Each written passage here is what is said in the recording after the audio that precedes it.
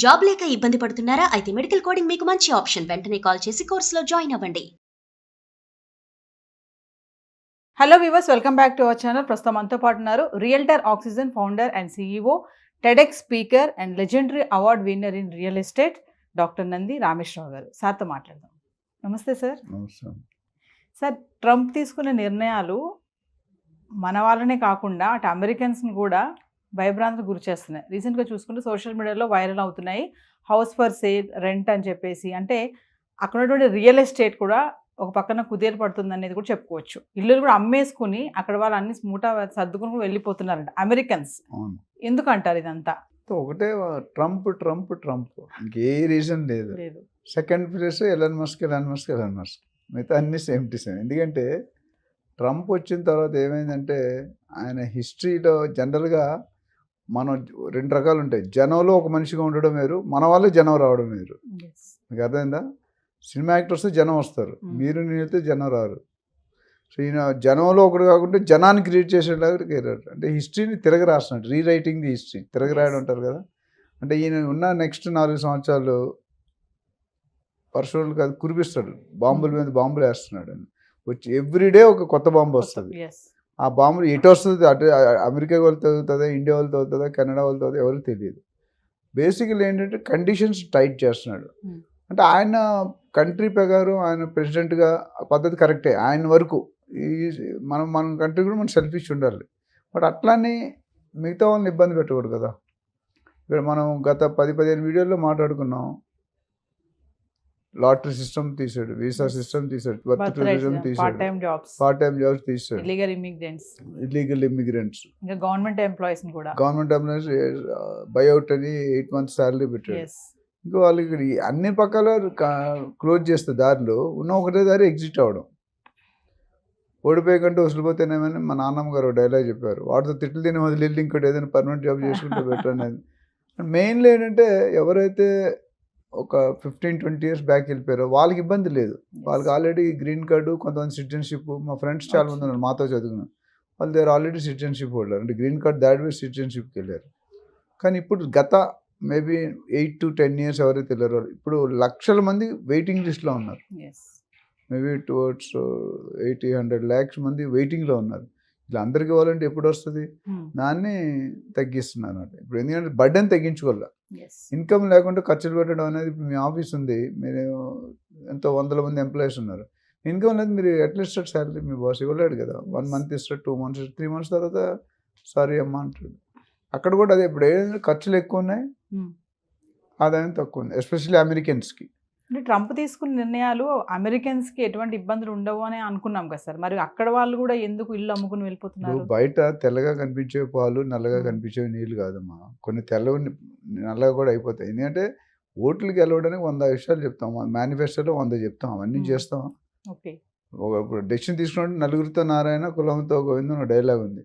వాళ్ళతో పాటు వీళ్ళు కూడా కొద్దిగా, అందులో కూడా మన వాళ్ళు ఒకటే కదా, వాళ్ళ దాంట్లో కూడా కొన్ని ఇల్లీగల్ ఉండొచ్చు కదా, చదువు లేని వాళ్ళు ఉండొచ్చుగా. వాళ్ళు 10th class అయితే రోడ్డు పడేస్తారు అమ్మా నాన్న. దే డోంట్ డీ విత్ వాడంతా కూడా బతకాలి, అయితే చచ్చిపోవడం బెటర్ అంటారు. వాళ్ళ అమెరికా రూల్ ఏంటంటే up to 10 years they will give you shelter, mother and father. తర్వాత they don't depend on mother and father, మీకు తెలిసే ఉంటారు. So they have to find out their own. మనలాగా డిగ్రీ వరకు పెళ్ళి అయిపోయి పిల్లలు పుట్టిందాక మన వాళ్ళు మనం చూస్తాం, అంత సీన్ ఉండదు అక్కడ. ఇక అందుకనే మనం ఇబ్బంది పడతాం, వాడు ఇబ్బంది పడు. మొదట్లోనే కష్టాలతో పైకి వస్తాడు వాడు. So then he can survive anywhere. ఇక్కడ వచ్చేసరికి ఏమైందంటే దాదాపు మనకున్న లేటెస్ట్ రికార్డ్ ప్రకారం 4172 ఇల్లులు గత ట్రంప్ వచ్చిన తర్వాత అమ్మకాలు అమ్మడం అయిపోయి.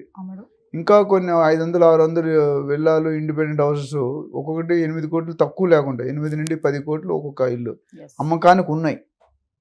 అంటే 500 into 8 కోట్లు అంటే వేసుకుని ఎంత అయిపోయింది? Too much money. సో వీళ్ళందరూ కూడా ఏం చేస్తున్నారంటే ఈ పెట్టిన రూల్స్ తట్టుకోలేక బయటికి ఎగ్జిట్ అవుతున్నారు.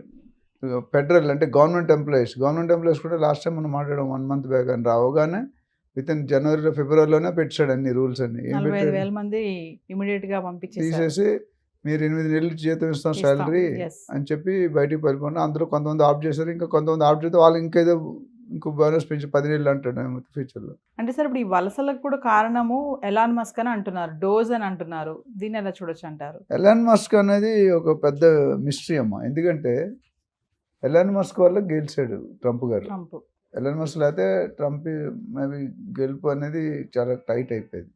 బట్ ఇక్కడ వచ్చేసరికి ఏమైందంటే ఎలాన్ మస్క్ ఈవెన్ విస్తృతమైన పబ్లిసిటీ చేశాడు. ట్విట్టర్ని Yes. కొనేసాడు, ట్విట్టర్ మీద మొత్తం బాగా. And he spent is personal time. ప్రతి నిమిషం 1,000 కోట్ల ఇన్కమ్ వస్తుందండి.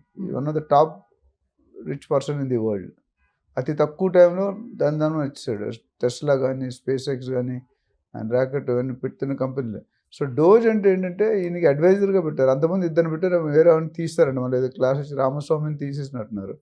Only department of government efficiency అంటే గవర్నమెంట్ పనితీరుని అబ్జర్వ్ చేయమని పెట్టాడు. మనకి మన ఇండియన్ గవర్నమెంట్ పొలిటికల్ అబ్జర్వర్స్ అని ఉంటారు. కాంగ్రెస్కి వేరు, బీజేపీ వేరు అట్లా. అలాగే అక్కడ మొత్తం అమెరికన్ కంట్రీకి ఈయన అబ్జర్వర్గా పెట్టాడు. అంటే ఎక్కడైతే తప్పులు జరుగుతుందో అక్కడ పిక్ అండ్ చూస్ అండ్ పంపించడం. అందులో ఈయన ఎక్స్పర్ట్. ఇప్పుడు 80% ఈయన డెసిషన్, బయటకు ఆయన డెసిషన్ సంతకం పెట్టినా decision is initiated by Elon Musk.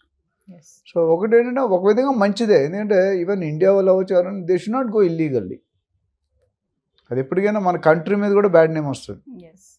లక్కీగా మనకి అంత ఎక్కువ మంది లేరు. మెక్సికో, జపాన్, చైనా అవి చూస్తే మనం పనామా ఇవన్నీ మనం చాలా బెటర్. బట్ అది కూడా చేయకూడదు.